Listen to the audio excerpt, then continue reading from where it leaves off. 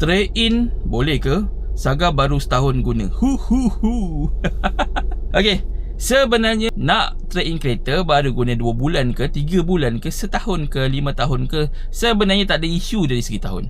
Tapi ada isu berkenaan dengan kita punya loan. Contoh dulu buat full loan, beli kereta 40,000, campur interest semua selama 9 tahun, 50,000. Kita baru pakai setahun, jadi ada kacau sikit. Mungkin full settlement kita mungkin dalam 48,000, market value mungkin dalam 35,000. Dekat situ kita ada beza 45 tolak 35, kita ada beza 10,000. Maksudnya 10,000 tadi kita kena tambah. Kalau contoh dulu beli kereta Saga tu cash, tak ada masalah. Sebab apa? Kita masih boleh jual lah, sebab kita tak ada loan atau pinjaman dengan bank tadi.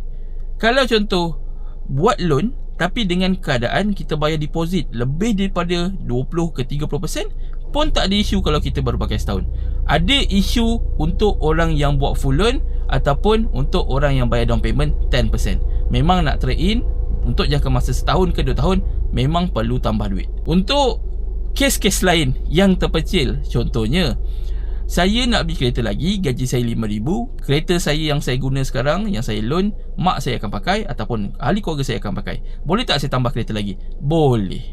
Kalau contoh gaji 2,000, ada rekod Proton Saga baru ambil, ada susah sikit. Sebab apa? Gaji takut tak mencukupi. Sebab apa?